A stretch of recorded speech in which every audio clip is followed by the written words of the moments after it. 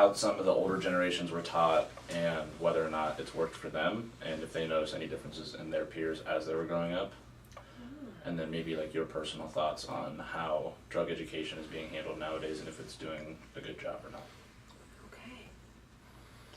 Yeah, and we just learned yesterday that Capital is one of the only like schools in the state that had a drug dependency counselor. So Yeah, Olympia School District's the only one that actually has staff members that are designated in this job.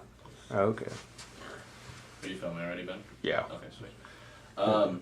Okay, so what was the year range that you went to high school and What high school and all that? like where at in the state, Okay. country? I went to school in Midland, Texas, and I was in high school from 96 to 2000, would that be right? 96, I think, was my freshman year, 2000. Okay. And did you grow up with a specific drug education program like the DARE or the Just Say No, or was it more like it was phased into your health class and it was like a 2-week program that you guys just kind of learned information about? We had DARE when I was in elementary school, and then Defy It when I was in high school. Okay. What was Defy the It- Defy It program? Defy It was actually a program where we could go and voluntarily do UAs. Okay. And if you had negative UAs, then they would give you this little Defy It card that had your picture on it, and it gave you discounts at local places around town. So yeah, it was a really cool program. Wow. We didn't hear Yeah, about we haven't heard anything about that. We've done a lot of research, and the only two Yeah. that we've really been able to find were the Just Say No and the DARE program. Is that like only a Texas thing? Or? I think so, and I don't even know if they do Defy It anymore. That would be really big in Washington right now, though. Like Yeah. honestly, Yeah, My I do brother that. graduated 5 years after me, and I think they were starting to phase out Defy It at that point. But when I was in high school, you just voluntarily decided that you want to do it, and you had to be a sophomore to be in it. So when I was in high school, we had a freshman school that was separate from our senior high school. So freshmen went to one school, and then you had your sophomores, juniors, and seniors at the senior high school.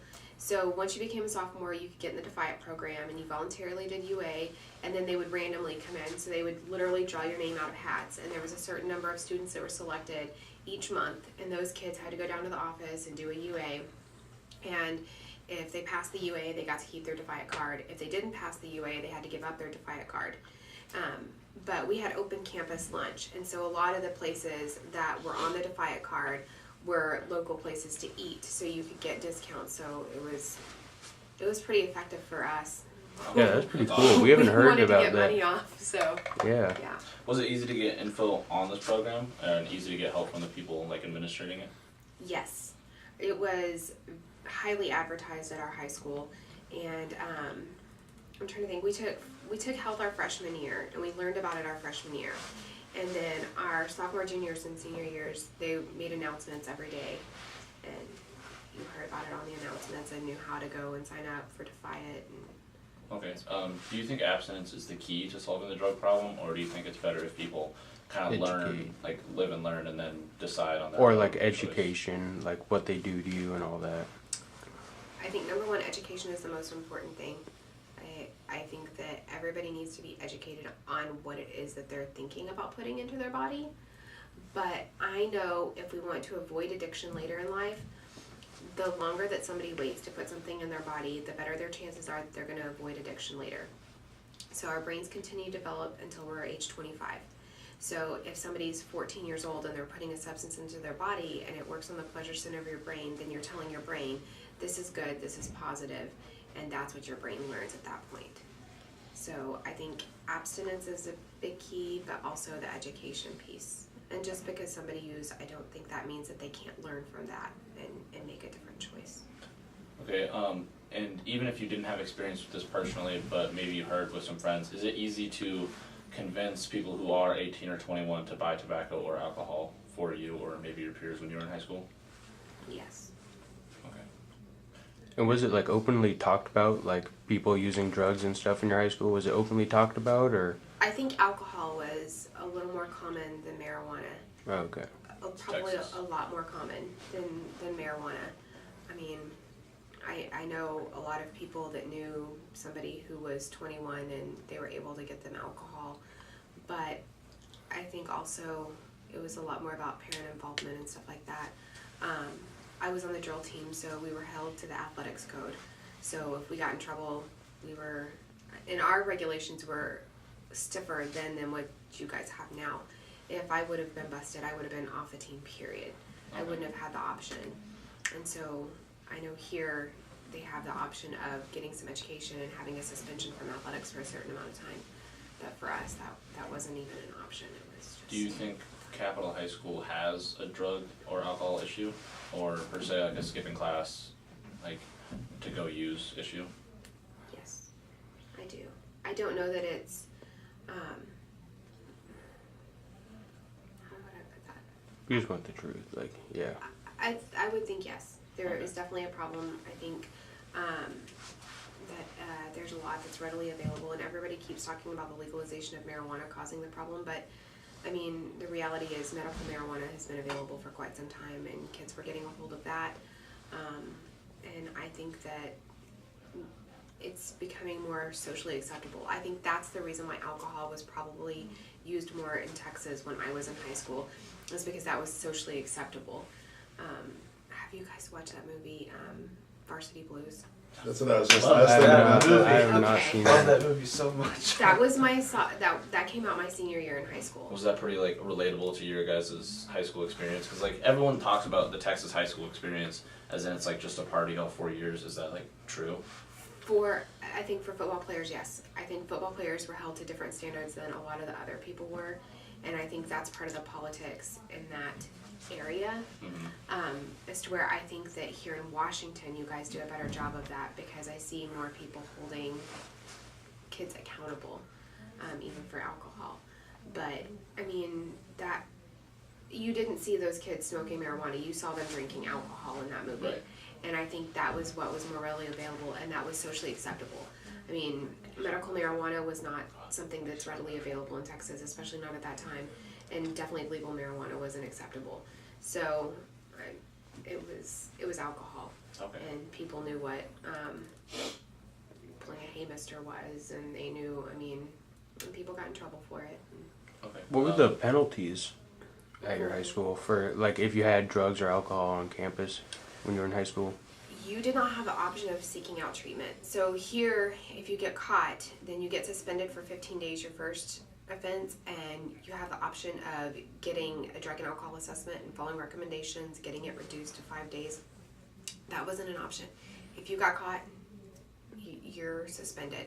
There was no, let's try to get you help. I mean, that just wasn't something they did back then. I hope that that's changed now, but I think really Washington's kind of leading the country in this. I think it's way more prevalent here to see them helping youth. When I moved here 3.5 years ago, I started working in the youth field because it just wasn't something that was. When did you go to high school and when did you graduate? I graduated from this high school in 2002. All right. And then were drugs easy to get when you were in high school, and was it pretty prevalent? I would, I was a pretty good kid, so I pretty much stayed out of a lot of trouble. But I can tell you that I know that they were accessible, and back when I was going through school, it was fairly readily accessible, but, it was also a different time. It was back before marijuana was legalized at 21 and over and stuff like that. And so it wasn't quite so readily available for the general population as well as the school population. Okay. So it was accessible, but probably not as easy as it is to obtain now. Okay. You go ahead. All right. And then the next question is, did you guys have a drug education program when you were in high school? I know that during the health class there was stuff on that. I didn't take a health class because I was able to get excused because I was involved in a couple other classes, so I didn't necessarily have to take the health class. But I know that in health, that's something that's part of their curriculum. So. And do you think it helped at all? I think awareness and education of what drugs are, what they do, and the effects that they have can be an effective tool. And it's not going to stop necessarily people from dipping their feet in the water, all people, but I certainly would hope that the education that they get and the information that they receive about the different kinds of drugs and the effects that they have and the negative impact they can have on your life, I think that those are only helpful things. They're only going to help students make a decision to either not do it or maybe not do as much or whatever the case may be. So. Okay, in your experience, or maybe experience of others that you've heard about, would you say that it's easy to convince someone who is 18 or 21 to buy tobacco or alcohol for you? It is easy to do that. There are people who are willing to do that, but at the same time, it's one of those things that not only can you as an adult or as me as an adult get into a lot of trouble for something like that, the student would be in just as much trouble. So while it might be easy to walk up to somebody and ask, at the same time you got to realize that if you walk up and ask the wrong person, you might implicate yourself and find yourself in a lot of trouble. And were alcohol and tobacco, like, did you see a lot of use in that in high school, or?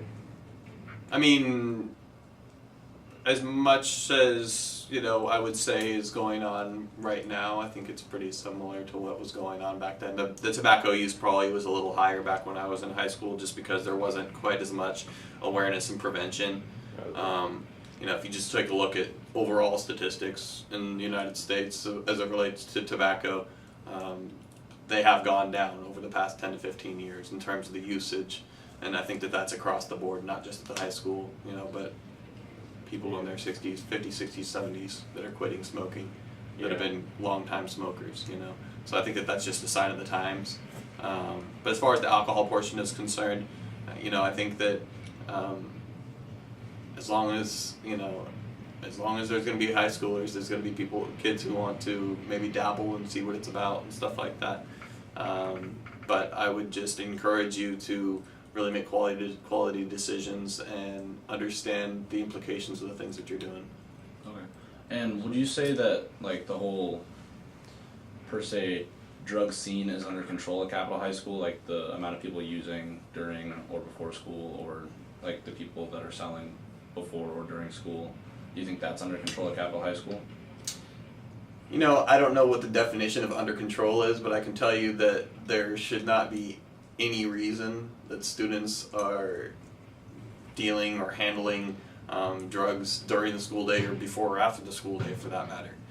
So in my eyes, no, it's not under control, I suppose. But that's kind of the byproduct of the fact that we have a lot of kids. We have 1,300 kids here.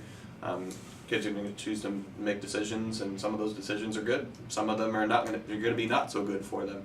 But I think that the impact that they need to understand, the thing they need to understand most is the true impact that a decision, like even something as minuscule in their eyes as trying to smoke for the first time or trying to drink here or there, before class, during class or something like that. Getting in trouble for something like that is a big deal, and it's something that should not be taken lightly. And on top of that, it's it really shouldn't be your focus. Your focus should be on school. This is your job. This is why you're here. You come to get the degree, so you can walk across the stage and shake the principal's hand, and then go on about your life. And if you are putting things in the way of that and taking away your ability to get that by giving yourself distractions, whether they be drugs or alcohol or spending too much time on Twitter or whatever it is, then you're doing yourself a disservice. So that's how I would look at it. All right. And do you think, like, the whole abstinence, like the no, just say no thing to drugs is the way to go, or how do you think it should be dealt with, the whole drug education? Yeah, that's a good question, and I think that's probably one that that should be reserved for, politicians are the ones who end up making the decisions on those sorts of things, but, that they need to get, in order for them to come to a solution and to an agreement on what's really going to work. I think that as long as there are drugs and as long as there's alcohol in our community, People are going to choose to use. People are going to choose to abuse. And I think that the best thing that we can do as a society is educate and make them recognize, the significance and the impact that they can have on your life. All right. And what is the drug education program at Capital? Again, it's my understanding. I'm not the guy who writes the class structure or anything like that. But for me, obviously, there's a lot of drug awareness posters and things like that you can see, hanging around the schools and stuff. But from an individual education standpoint, we really take pride in making sure kids understand the impact that it can have. That's why we make the health class is mandatory for freshmen to take that class. And beyond that, in terms of the school impact and stuff like that, I'm sorry, I kind of lost my thought. Yeah. It's okay.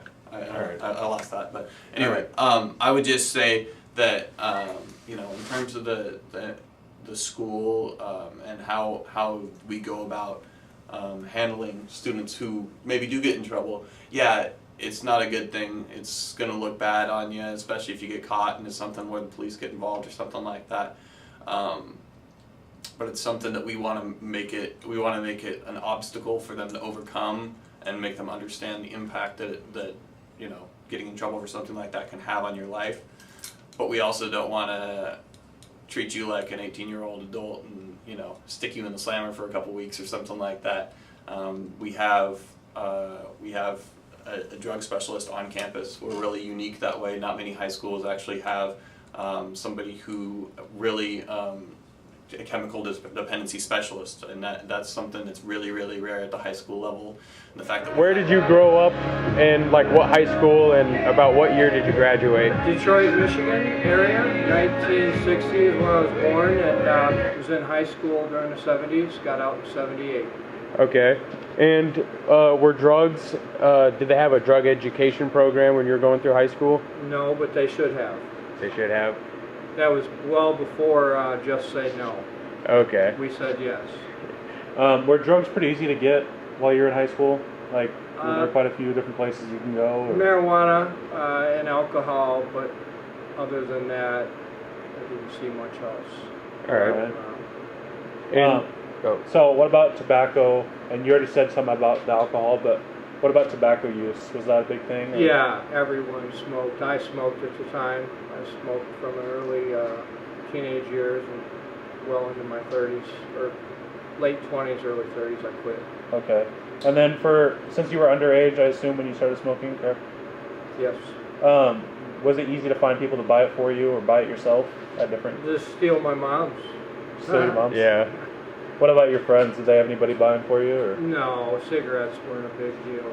Oh, okay. You could take a note to the store, from your mom. From your mom. So, yeah, Okay. it wasn't a big deal. Yeah. And then, Do you think like the Just Say No, like abstinence is key to like solving the drug problem, or do you think they should educate on drugs? Yes, they need to educate, and what they've done hasn't worked, so it needs to be, I don't have the answers, but it definitely needs to be looked at and changed. For sure. Okay. and then in your opinion, what would be the best approach? Like if you just had any idea, any money, anything you had to do, how would you approach the entire problem? I think I would film people that are smoking reefer. That's all I can say is film it and let the kids judge it themselves what reefer does to you. So I can speak firsthand. I smoked plenty of it when I was a kid, and I wish that I had. It was a waste of my mind, and I definitely wish that I hadn't done it. And if I could tell any kids that, I certainly would go out of my way to try to help and let them know there's other ways to do it. All right. All right. I think that's all we have. Yeah. Thank you. Cool. All right. So, you want to say where you went to high school and when you went to high school? Graduated and all that. Name's John. Went to high school in Arlington, Washington. Dropped out a third-year freshman. due to drug addiction and alcohol abuse. So as soon as my single mother found that I had a liking and an interest in drugs and alcohol, she became my dealer, because it was easy for her to get time alone if she could just give me what I wanted. I'd leave her be, and she could chase her own addictions. Spent a few years living in cars, and I took my downward spiral pretty fast and pretty young. Finally, drank and abused until my liver shut down at the age of 20, and I just wish maybe somebody had stepped in when I was younger, instead of the doctor telling me I had a 40% chance in another 5 years. But luckily, I've been able to pull my act together, and I've outlived that sentence, and hope to continue to do so. Was there any drug education program when you were in high school, or? About the only thing in my high school concerning drugs was just my peers and educating how much a gram's worth. Yeah. There really wasn't much comprehensive education. There's a little bit of abstinence-based education, but as has been proved with sex ed, abstinence-based is a failure. Yeah. And then what would you do? Like, how would you go about educating, or what do you think they should do about it? Yeah, if you could go back and change, if you could see yourself as somebody else and you really wanted to help you, how would you try to fix that? Like, I don't know, probably pile the kids in a bus and take them to downtown Seattle under the bridge, and second Yesler. Have them hang out with all the junkies and the crack smokers all day. Decide if throwing up in an alleyway is really what you want to do with your life. all right. Do we have any more questions?